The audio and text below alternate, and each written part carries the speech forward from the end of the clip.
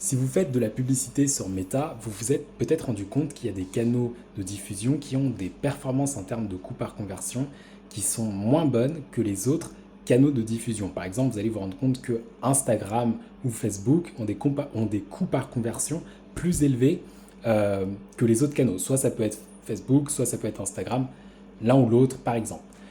Donc à ce moment-là, vous pouvez tenter de vous dire, vous allez désactiver le canal de diffusion qui est le moins performant pour faire plus d'espace au canal de diffusion le plus performant. Meta, dans sa documentation, recommande de ne pas faire cette action parce qu'en fait, ce que votre rapport de performance ne montre pas, c'est que si le canal de diffusion publicitaire qui, dans votre rapport de performance, apparaît le moins bon, le moins performant, n'était pas disponible, dans ce cas, le logiciel publicitaire Meta n'aurait pas eu d'autre choix que de sélectionner d'autres placements, d'autres canaux de diffusion à ce moment-là, qui étaient encore moins performants, c'est-à-dire qui auraient eu une performance pire en fait. Je vous montre dans leur documentation comment ils présentent ça.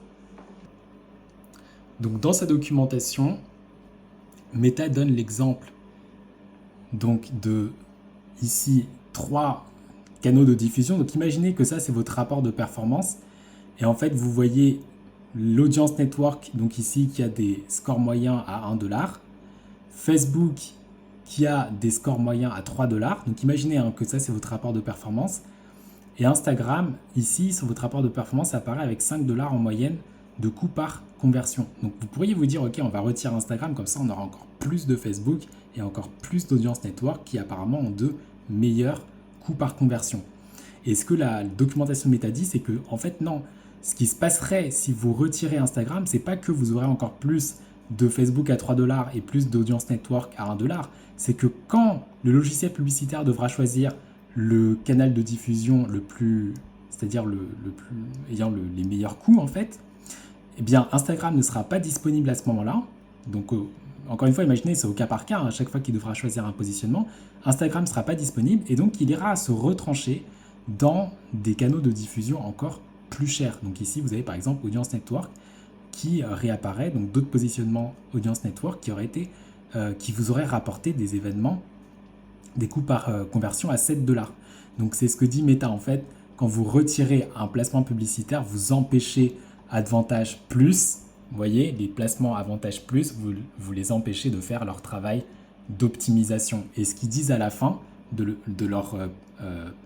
la page de cette documentation, c'est que le plus important à retenir, c'est qu'un placement qui a en moyenne un coût par conversion plus élevé, ça ne veut pas dire que c'est un placement qui n'a pas été optimisé. Vous voyez, ça reste un placement optimisé, malgré qu'il a des coûts par conversion plus élevés.